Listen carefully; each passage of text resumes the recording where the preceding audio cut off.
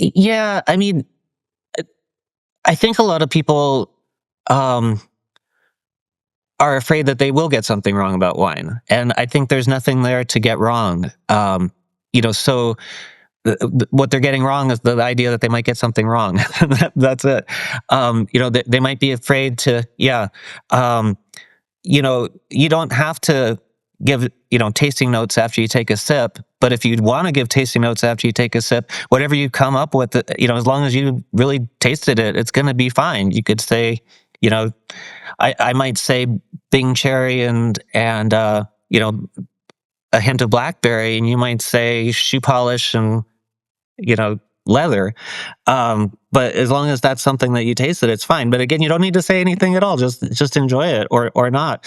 But I think a lot of people are sort of intimidated by this idea that they're supposed to wax eloquent after tasting a wine and be able to describe everything about it. And there's no need to do that at all. Just enjoy it. All right, welcome everybody back to the Barrels and Roots podcast. My name is Sean Trace. I'm your host today, and I have an awesome guest with me today. Would you like to tell people who you are and a little bit about what you do? Sure. Hi. Hello, everybody. My name is Matt Reid, and I'm the winemaker and general manager at Benessere Vineyards. I've been a professional winemaker since 2003 when I completed the viticulture and enology program at UC Davis, and I've been in Napa Valley ever since, and have been at Benessere since 2013. Well, what pulled you into winemaking? Like, was it a single bottle, a vineyard moment, or something completely unexpected? I definitely had special moments with wine throughout my life, but I kind of backed into winemaking. This is very much a second career for me, if not third, fourth, or fifth. My undergraduate major was environmental studies and economics, and my first Wow. job out of college was as an economist for the Environmental Protection Agency, which seemed just absolutely perfect for me, and I thought that was what I wanted to do. But it turned out all that job entailed was getting a report from the person to my left, entering it into a computer, printing out a report, and handing it to the person to my right. There was Wow. very little actual thought involved, and I didn't feel like I was saving the world, which is what I'd set out to do. So I tried lots of things after that. I did a lot of traveling.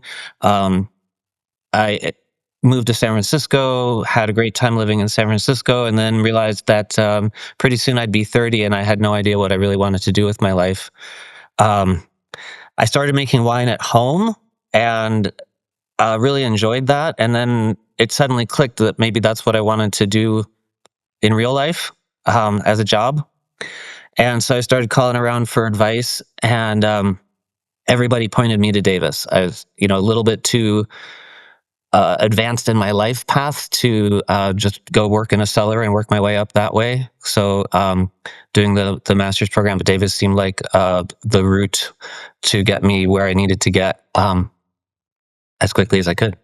That's awesome. Now, you go to Davis and then you come back to the Valley and you moved into the Valley.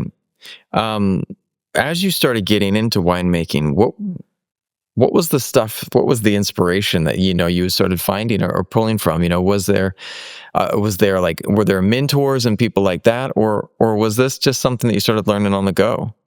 Yeah, so it's a little bit of both. Learning as I go and having mentors. I was very fortunate. I got a harvest job right out of the program, and that was at Artesa Vineyards. And the assistant winemaker there, Kevin Holt, really we really hit it off, and he gave me a lot of special projects. He really it's a relatively large winery, and I think the I was one of about 5 harvest interns. So that, which seems like a lot to me. And so we did everything, right? We took turns doing the pump overs, the punch downs, the additions, the preparing the yeast, that kind of thing. But I was given some special projects. They make, or at least did at the time, late harvest Gewürztraminer, and I got to sort of I be in charge of that. Meaning I was the one responsible for reporting to the winemaker how it was doing and how it was tasting and all that. And that was pretty exciting, and I really appreciated that attention. And they were also very kind when harvest came to an end. They kept me on until I found a permanent position, which was very nice. Um, it's funny. I was just at the Napa Valley Vintners have what they call the winemaker tasting every year, and we all get together, a bunch of winemakers, and show off the things that we did in the most recent harvest, that kind of thing. And one of the discussion points, they had a little panel, was about mentoring, and I was thinking, if I were on that panel, how would I answer that question? And I think my peer group is really my mentors more than anything else. And I got a great education at Davis, but one of the most valuable things I got at Davis was this peer group. And not all of us are here at Napa Valley, but many of us are, and we're all in touch. And when we find something exciting, discover something new that's thrilling, we share that. When we run into problems or things we aren't quite sure how to handle, we share that. It's a very friendly and helpful group, and that's really been valuable. That's awesome because in so many places in life, the people that are around you supporting you really are the ones that kind of shape your trajectory. And Yeah, yeah. I see it when I man, my daughter the other day was talking about her friends in school, and she was talking about this friend or that friend, and she's like, "Do you still keep in touch with your friends from school?" And I was like, "I do." And some of them are still some of my best friends out there. And it's interesting because we have these people that come into our lives that you don't necessarily know is going to be so impactful. And yet down the road, they're people that, still reach out, still keep in touch, and still have an impact in your path. And even more so when you are studying something specific, whether it be business or medicine or making wine. There's the community Right. that comes together and sticks together. Definitely. Yeah. And it's really great. And I think you're absolutely right. And I think that it's particularly the case in wine, just because I guess in any career, I would hope that anyone in any career is in it because they love it. But, wine is something that we all get so excited about that it makes it really easy to love and to share that enthusiasm. Now, if you had to describe your winemaking style, what words would you use to describe it? Is it bold? Is it wild? Is it cautious? Is it mischievous? How would you describe your winemaking style? Um, yeah, I guess in two ways. The first way is I try to be reactive. I try to respond to what I'm learning from the fermentation, from the berries, from the juice, from the young wine, rather than come in with a program saying, okay, this is what I'm going to do, and we're going to go for this many days and this many pump overs and all that. And the second part of that, and I can come back and elaborate on that, but the second part of it is I try to get out of the way of what the expression of that wine's going to be. Um, the reason I'm working with this particular grape from this particular vineyard is because I think it's really exciting. So I want what I found exciting about that spot to come through in the glass, so that anyone enjoying that wine is going to be able to taste that, and they're not just going to taste this fancy barrel that I used, or this strange technique that I tried out or something. So I'm all for experimentation. I love it, and that's one of the things I love hearing about what my friends have been doing. I say, "Oh, I want to try that." But it's with the goal of really letting the grape and the wine express itself. An example of that, I'm super happy working at Benessere because we focus on Italian varieties that are a little bit unusual. And before coming to Benessere, I had enjoyed, as a consumer, for instance, Sagrantino and Aglianico. But I never imagined that I'd get to work with those grapes. And certainly before coming to Benessere, had no experience working with those grapes. So I brought them into the winery, when it was time to harvest, and just paid attention. So I fortunately had open top tanks available. I really love open tops because I love seeing a fermentation. I feel like I get a lot of information from it, even though it's hard to imagine what that information might be. But so I could see both of these fermentations. They came in on the same day, so I had them in tanks side by side, and and I would, start with a punch down in the morning, taste the juice, and then decide what to do from there. And in the case of the Sagrantino, it just seemed to want more and more and more. It's like, bring it. You got time for another punch down? Let's do it. And, at peak fermentation, I was doing 5 punch downs a day on the Sagrantino. The Aglianico was the complete opposite. I would give it its morning punch down, I'd taste the juice, and I would just get the sense that it wanted to be left alone. That was enough attention. See you tomorrow kind of thing. And so it never got more than 1 punch down a day. I'm really happy with how the wines came out. I don't necessarily do that, 5 a day on the Sagrantino and 1 on the Aglianico. It changes from vintage to vintage, but that's sort of what I meant by being a reactive, reacting to what I see in the fermentation and changing what I do based on that. I love it, and I'm gonna spin a little direction here, but I think it's really relevant. For many years, I work in media now. I have my own company doing this podcasts, music videos, all types of stuff, kids content for my daughter's channel and such. But for a long Neat. time, my side hustle was teaching English. I taught kids. And one of the things that I recognize, and I'm a really good teacher, and one of the things that I recognize is that no 2 kids on the same day, are going to be treated the same. And it's not that, I'm talking favoritism. I had one class and I had this kid named Ryan. Ryan, that was his English name. And Ryan was a firecracker. He loved chaos, and it made class really fun and really interesting. And I told my TA, she's like, "What's your style with this class?" And my boss came in and he's like, "What's your style is just very different." And I was like, "What do you mean?" He's like, "It's like you are riding in a chariot and the horses are just bolting down and you're just sitting in the back going like this with the reins really lightly." And he's like, "You're barely doing anything, but these kids are learning a lot." And I said, "That's the way I have to handle this class. I just kind of let them run, like let the creativity grow and go at it." But then another class I was really strict with, and I had to come in and really, really, really get on these kids, and just was really riding them and just like, in line, stay in line. You got to be focused. And it was interesting because there was just this different energy there, and both classes excelled. Both of them did well, but no 2 people are the same. I knew that Right. Ryan needed a lot of just let him explore, let him be creative, and that worked well for him. And even still, he will, now that he's older, he's an adult now. He messages me. He's like, "Professor Trace, I just loved how you interact with me, man. It helped me just open my mind because I was able to see the potential, and I was able to pay attention to what I thought he needed to be the best version of himself." And no 2 students are the same. And you have to be constantly watching, reacting, and paying attention. But it takes paying attention to be able to do that. So what you just described about these different ways of interacting with these wines, it reminded me of that because, in life, how do I had a friend who was a firefighter, and I asked him, "How do you put out a fire?" I was like, "Just spray it with water." He's like, "Not really. There's different ways to put out different fires." And I was just like, that was fascinating to me. And he explained it. And I don't want to try to explain it because I don't still understand it. But he was like, there's different ways to do it, and different ways to attack. No 2 problems are the same. No 2 anything are the same.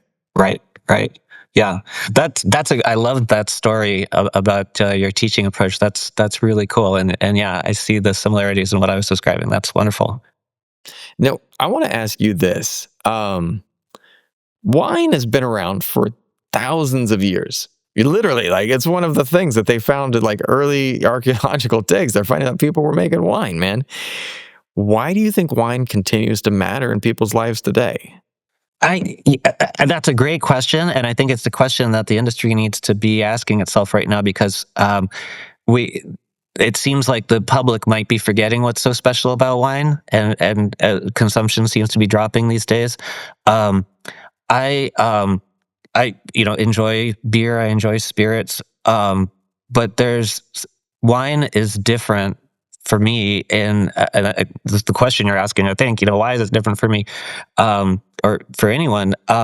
There's just a magic to wine that part of it is that the goal Sorry, the Davis also has a brewing program, and the longtime professor, the brewing professor who was there when I was there, I didn't get to take any classes with him, unfortunately, but I did get to attend some of his lectures. Charlie Banforth uh, told a wonderful story. He was the Anheuser-Busch endowed chair of brewing at UC Davis, and so when they gave him that award, when they funded his position, they flew him out to St. Louis to congratulate him and do whatever they do.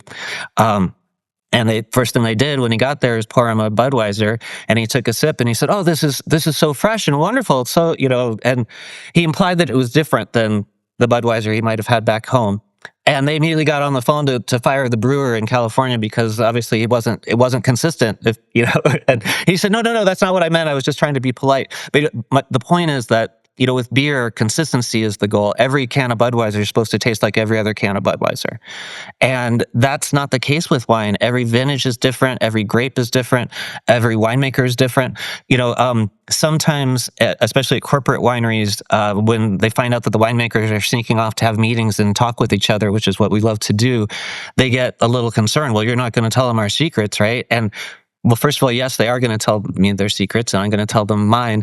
But also, even first of all, I don't want to copy them. I want to do my own thing. I'm really interested to hear what they do because that's fascinating, and maybe I will get an idea. Maybe I'll say, "Oh, okay, I would like to try that." But even if I did copy them exactly, I wouldn't be able to make the same product. It just doesn't work that way. And that's what's so exciting, and that's what I always want to taste other people's wines, other people's creations, um, and you know many wonderful things happen while people are doing anything, right? And that could include drinking a beer or having a cocktail. But you ask most people about a magical time when they were drinking something, it's going to be wine. Uh, because wine just seems to have a connection to the soul, to the heart. It's romantic in a way that these other beverages aren't. Um, so I think that's why we've been enjoying it for thousands and thousands of years. Yeah. I love that. And couple things there, like with the copying and the difference, um, you take 5 different singers and you give them the same song. They're not going to sing it the same way, And so there is just this beauty in the differences, the subtle differences. And I think you nailed it with talking about beer. Like, they do try to have that same consistency. That was something that I was saying too, with a couple of guests that came on. One of the things that was always so special for me, and then I think this is something that's so different, like for beer and wine and cocktails and wine. Wine is a drink that is shared. It is. We don't. Certainly, you might get a 6-pack and you hand out the 6-packs, but you're not sitting there going, this beer here. I mean, maybe if it's a microbrew or something like that, some specialty. But generally, people come home with the cartons of beer, and they're just drinking them to drink the beer, and they enjoy the experience. But with wine, you're enjoying the wine, and the experience. You know what I mean? So it's literally you. I remember when I had this wonderful bottle of wine with my friends, and it was when I was in college, and it was way above my pay grade, but I was working in the Valley, and someone gifted it to me, and I can't remember what it was. I think it was a bottle of Silver Oak. And again, at that point in time, I was a poor college student, and I wasn't drinking nicer stuff, and I got it, and my friends came around and like, "Oh, this is a great bottle of wine. Let's enjoy it together." And I'm like, we're people that were buying, at that time, like $5-10 bottles of wine. That was a while back, so it was, different time and things were cheaper, but it was still like we were sitting there and we were just drinking it from what we had, the beat up glasses that we had, but man, we sat there and we just enjoyed the heck out of that bottle of wine. And it was this shared thing, and we were listening to good music together, and we had all of this community together. And that's so beautiful to be able to do that, to share something and to be able to experience something together. And I'm certain that if we were to sit there and have beers together, it would have been fun, but we would have been focused on something else. It wasn't Right. that community building experience, you know? Yeah, definitely. Definitely. And I love that music analogy too. Yeah, because I mean, you can see, whether it's a singer or a guitarist or a bass player, you know, they they love to see other people perform. They love to see other people perform the same music that Yeah. they do. But they might really enjoy the performance, and again, there might be some technique or style that they want to play around with and see how they can incorporate it. But they're never going to do the same thing. That. Yeah. It's never, Yeah. it's like, and it's a personal choice, and again, this is something that comes up on the episode too. Like, people are able, in a society where we don't celebrate people's differences right now too much, which is kind of bad. When you look at wine, we recognize that everyone has a different flavor, everyone has a different taste. My wife and I are definitely going to be wanting to have some different wine choices. I'm probably going to want Yep. a big bold cab, and she's going to be like, give her something sweet and flowery. That's her style, and I like the things that are big and bold. It's just different, and not one thing is right and one thing wrong. It's just different. Definitely. Yeah. Let me ask you this. Is there anything that you think that people get wrong about wine? The people that are, just out there that don't really understand. Yeah. I mean, I think a lot of people are afraid that they will get something wrong about wine, and I think there's nothing there to get wrong. So what they're getting wrong is the idea that they might get something wrong. That's it. Right? They might be afraid to, yeah. You don't have to give, tasting notes after you take a sip, but if you want to give tasting notes after you take a sip, whatever you come up with, as long as you really tasted it, it's going to be fine. You could say, you know, I might say Bing cherry and a hint of blackberry, and you might say shoe polish and leather. But as long as that's something that you tasted, it's fine. But again, you don't need to say anything at all. Just enjoy it or not. But I think a lot of people are sort of intimidated by this idea that they're supposed to wax eloquent after tasting a wine and be able to describe everything about it. And there's no need to do that at all. Just enjoy it. Yeah. I remember once I was working at a restaurant in the Valley, and someone came up to me, and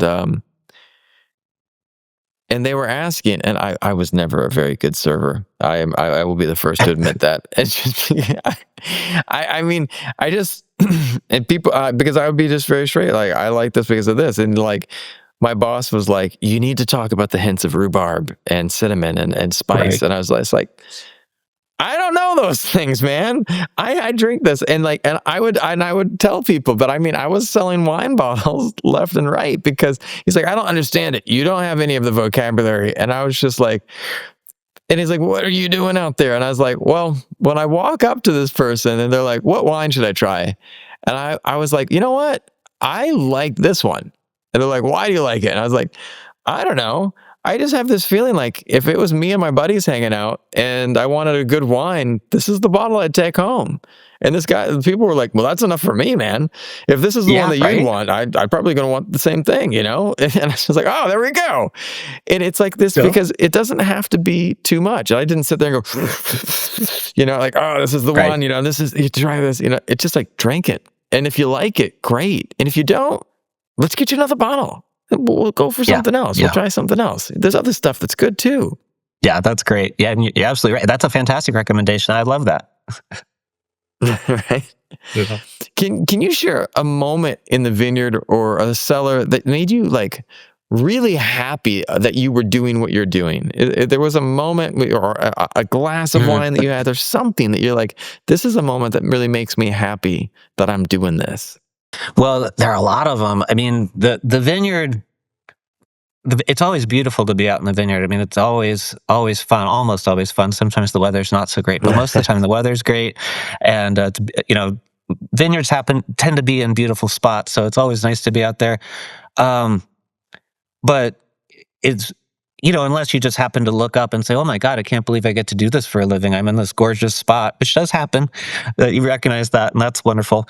But, I think those moments that you're asking about are more common in the cellar, and it's usually, um, when something takes me by surprise, and and that actually happened this year. We've been replanting the vineyard at Benessere, and we have Nero d'Avola is relatively new to us. We made just a single barrel of it last year in 2024, and in 2025 we got quite a bit more. And Nero d'Avola is indigenous to Sicily. It tends to make a big, intense wine, and so that's what I was expecting from it. But you never know what you're going to get. And I tasted uh, the wine right to decide whether it was time to press. The fermentation was done, and the question is, do I want to leave it on the skins a little longer to get some more extraction? And the wine was absolutely different, completely different than what I expected. It was more like a Beaujolais Nouveau than like a big, intense, bold red, and it was beautiful. I mean, it was ethereal, floral, just completely unexpected. And so I really changed course with what I was doing with it, and I decided, yes, it's time to press. Let's get it off those skins. I don't want to change. I want to capture this magic. I don't want to change the wine and get more tannin in there. Um, and I changed the barrel program, and in fact, I changed it again recently based on tasting again. But the idea is I'm going absolutely no new oak. We have a couple of clay amphora. I wish we had more of them, and I was going to put some white wine in there this year, but decided that no, that's where the Nero d'Avola needed to go. And our typical program with reds is about 20 months in barrel before bottling. And it was like, no, this wine, we need to capture this magic while it's here and not let it escape. So we're looking to bottle that in February, and it'll be an early release kind of wine. But I think that it was just so exciting to make that discovery. Wow, this is a completely unexpected flavor, but it's beautiful, and I want to try to capture it. It's tonight. I was shooting a music video for my wife. We're doing some Christmas songs, and I love. Hey, grab it over here. I've got my camera here, and so I was directing all the stuff, directing my camera, my team, and I was sitting in the back taking some photos too. And I love shooting film. I still have a film Mhm. camera, Nice. and I was sitting there watching. My videographer was going, and then I had a digital. I make sure I cover all my bases, everything, doing things right, and I just sit back Yeah. there and direct. And while we're running, I'm taking pictures.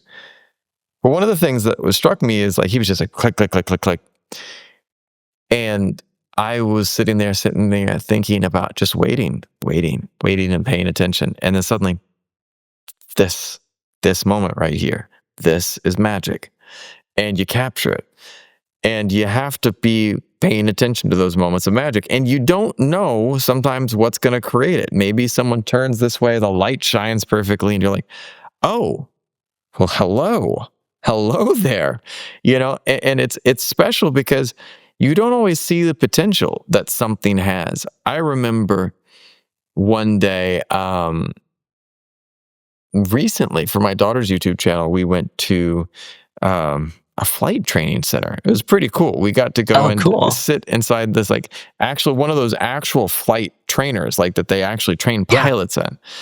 And we went inside the simulator, and my daughter got to fly this A320 like mock-up, and she was Wow. actually taken off. Like it was really like I thought it was going to be like a little video game. Like, look, I'm flying, but it was real. Right. And like she's like, oh, and the pilot had her like it was a real pilot training us that actually flies the A320, and she's doing it, and she took off and landed, and I was blown away that she was able to pull it off.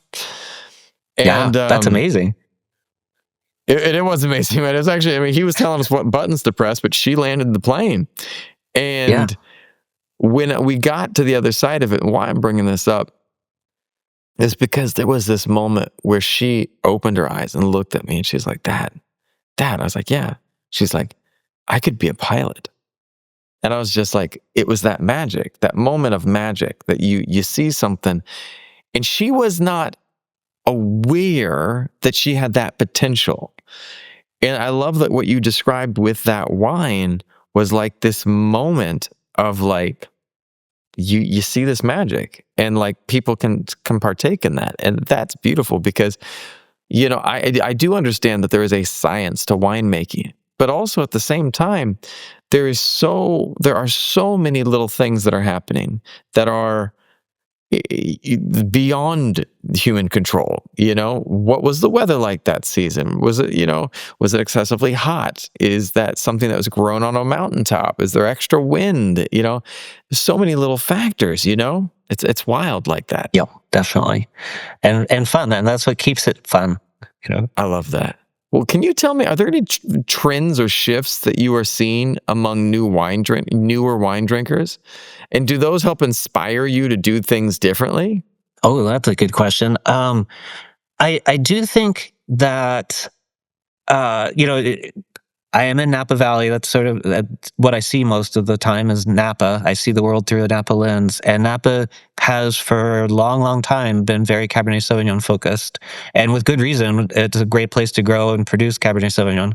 Um, but I think that newer wine drinkers are less interested in that, less interested in chasing the famous brands and the big brands and just Cabernet Sauvignon in general. I think they're less interested in a single variety and more interested in just whatever happens to taste good.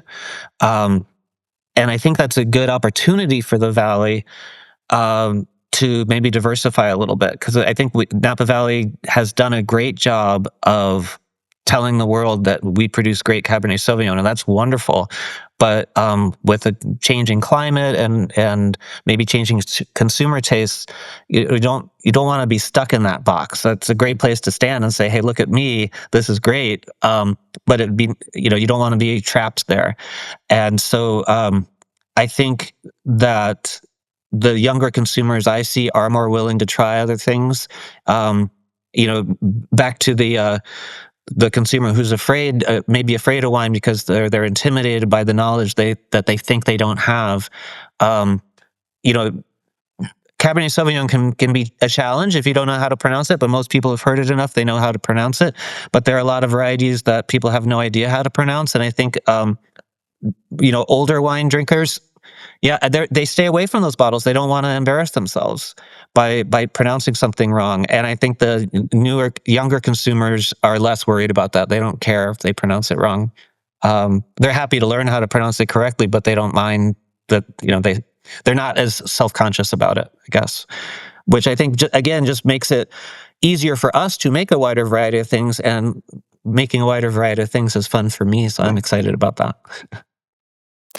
I actually like that because I remember one of my friends, and it wasn't a harder to pronounce wine, but he was trying to get into wine, and when he was trying to pronounce Merlot, he kept calling it Merlot, Merlot, Right. Merlot, and I was just like, I was cracking up, and my friends were all cracking up, and he's like, and when we told him it was Merlot, and then suddenly he was like, well, even if it's not Merlot, I still like it.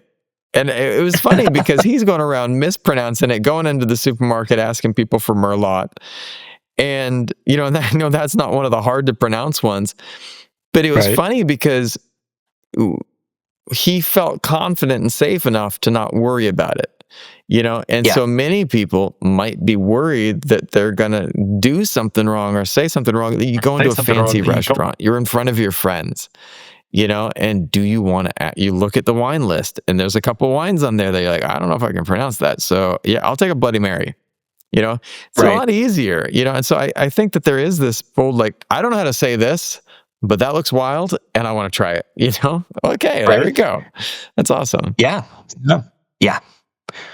That's a good thing. Yeah. Well, and I think that the Valley needs to embrace more people. Like, I grew up in Napa, and I've lived outside of the Valley for a long time, but as I've come back, it's changed. It's less homey at times, you know, and it's much more like big businessy, you know. And I remember like there were you see this especially in St. Helena, and I'm not going to hate on the shops that are there now, but the shops that used to be there were definitely like shops of people went to every day, you know. And now Yeah. it's so focused on like just essentially the high end tourists that come in that I would sit there and go, wine should be for everyone.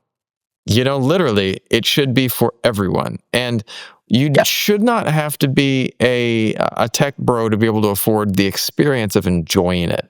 I remember, you know, there were wineries that you could go into and it would felt more like, you know, just a place that was chilling, hanging out, you know.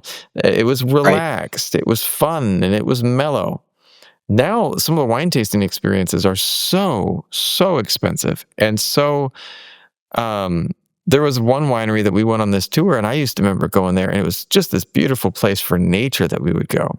And you know, Mhm. not even the wine was amazing, but we'd go there for just seeing the sights, and it was affordable. And I went back there with my wife and my mom and my daughter. We all went to go see this place, and it was, you know, it was such an insanely expensive price. And I mean, I know the valley's an expensive place, but make the wine accessible to people. Make it so that everyone Right. can have that experience in my mind.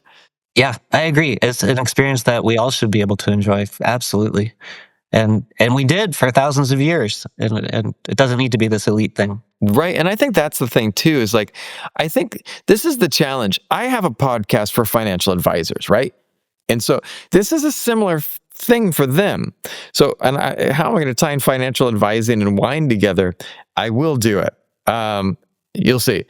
So I have a podcast that's all about personal finance, right? And so the one of the things I find though is that most of the financial advisors out there only focus on the super wealthy. Why? Because those people make the money. And the reality is that everyone needs personal financial help. But the people that don't have all the money who really need help might not necessarily have the funds to be spending as much for a financial advisor. So, what can we do? Right. Well, the reality is if you're only focusing on the segment that's at the very top, certainly you'll be able to make sales. But if that group's trend, like taste changes, or like what's happening right now with the baby boomers, they're kind of getting older. You know, they were drinking a lot of wine and collecting, but these younger generations that kind of were ignored didn't necessarily go that way. So I think that to me, it makes more sense to just find ways to appeal to all of the different generations and to sit there and say, you know, yeah, so you don't know about these wines? Well, we're here to help you learn about them. Absolutely. Yeah, I agree entirely. And way to tie it in that you landed it. Financial advice and wine. Right? I pulled it off. Yep, you did. My editing team laughs at my ability to hook those things back together. Well, let me ask you this. Tied into Yeah. that, for someone who's new to wine, how can they, what's a mindset that they can take that can help them experience this and make it more enjoyable and less intimidating? That's a great question. I mean, I think certainly just being open-minded and trying things, but it helps, I think, to, it's back to paying attention, right? And paying attention helps with everything. So, sure, it's great to try a lot of things, but if you don't remember what you tried, it's not terribly helpful. And so one thing that I would recommend, Oh, um, well, if you're fortunate enough to have a local wine store that has real people working at it, people who are working there because they believe in wine and love wine and want to share that joy with the world, as opposed to, like a chain store where it's just a job. Um, get to know one or two of those staffers. Let them know what you've already tried and enjoyed, and let them make some recommendations. And when they do, I mean, maybe to get started and check out, see if your tastes do align, if they understood what you're talking about, try a bottle of each recommendation. But once you trust them, I'd say I think a good trick is to buy at least 2 bottles of everything, so you can have the first one to just wrap your head around it. What the heck is this? This grape I've never heard of, or this region I've never tasted a wine from, or whatever it is that's new to you. The first bottle, you wrap your head around it and get it. Then with that experience, you say, "Okay, for the second bottle, which I'll enjoy maybe 2 to 4 weeks from now, this is how I'm gonna do it. I'm gonna have this food with it because I think it'll go well, but I'm gonna," and now you know what to expect, and so you can really go in there and say, "Okay, what is this wine? What is this about?" What, whether it's a again, new region, new variety, new whatever, and then have, once you've done all that, go back to that staffer and say, "Okay, I really enjoyed this one because of that. This one didn't work for me because of this." And then, let them then make another set of recommendations and just keep exploring. And I think that's a great way to very quickly get a lot of experience and really understand the experience that you're getting. I love that. And you got me thinking right when you were in the middle of it. I growing up in St. Helena, in the Napa Valley, I had one core memory experience going through high school and college and after, and it was a place called Peter's Video. I don't remember if you remember that place. It Yeah. it was like the video rental place right on the main street, St. Helena. And if Mhm. you wanted to watch a movie at home, you went to Peter's. Now, one of the wildest things about going into Peter's was that at that time, man, Peter worked in there and he would tell you about all the movies, him or his workers. And you go, I'm looking for a movie. I don't know what to look for because the internet wasn't really a thing yet. And, Right. you just went in, you're like, I want a movie. I like this kind of movie. And he's like, oh, you like this kind of movie? All right, I've got the thing for you. Walks over, pulls it Yep. out. This is what you want to do. And I remember he got me into the wildest. So I loved, martial arts and stuff. So, and I loved martial arts movies. And he got me into Mhm. samurai movies. Oh my Oh, wow. goodness. Like mind blown, and I was like, I know one movie. And he's like, oh, let me get you started. And we went deep dive into Akira Kurosawa stuff, Yeah. Toshio Mifune. Like, dude, I dove deep. I dove really deep. I watched all of the different Toshio Mifune and Akira Kurosawa movies. And then he's like, I finished it. And I was like, just like, this is amazing, man. And like, I'm so hooked. He's like, okay, now we're gonna move in deeper. And he got me into the Lone Wolf and Cub, and I love the Lone Wolf and Cub series. And then when I recently watched the Mandalorian, I was like, oh, they copied Lone Wolf and Cub. That's baby cart to the River Hades right there, man. I know that episode. I know exactly what they copied that from. My point being, when I went in there, Peter didn't judge you. Peter didn't judge you if Right. you were a noob. Peter didn't judge if you didn't have taste. Peter was just there to make sure you watched good movies. And Yeah. he had this knowledge base. And so when you're describing a great wine shop, it's the same thing. It's you go in there and you're interacting with these people. You have a relationship with them. And Peter got to know me. He knew what my taste was. Peter's not Right. going to be like, Sean, I know the movie for you. It's Eat, Pray, Love. It's like, really? It's not really my type, but maybe I'll enjoy it. But maybe Peter would tell me to watch Eat, Pray, Love because he knows that there's some themes there that's, kind of what I might enjoy. But that's Right. kind of the experience of like, and again, this keeps coming back. Wine is a very analog thing in our very digital world, Mhm. and like it's an experiential thing. I can go online and read all of the reviews of these different wines. I can have it tell me what are the flavors, what are the hints and subtle notes. But I can promise you one thing: AI has never ever tasted wine. And Yep. people have. The people around you have. The friends that you have. The friend that you have that loves wine might be able to share with you something that's really special. And again, one of the things the themes I can come back to is like wine is about community. And I mean, growing up in the valley, the winemakers all came together. Everyone that worked in the industry was community. And it's powerful Yeah. like that. Definitely. It is. If I could ask you one more question, looking back, Is there a choice you made early in your wine career, or is there something that you would love to teach yourself? You know, if you could give yourself some advice early on, what might it be? That's a tough question. Especially um, you know, when I'm so happy with where I am right now. It's like, what if I change something? I might not be here. I know it's a good problem to have, right? Um, but I think the beginning of my career, you know, after leaving Davis and coming out here, was challenging. It was difficult to find the right fit in terms of a place to work, and I think um, what I would the advice I would give myself, or the what I'd like, what I wish I had known, is that I should is to just be patient, and not take something just because it's different, but you know, to look, really understand that fit and look for it. Um, I've got that now, and it's wonderful, but it took me 10 years to find it.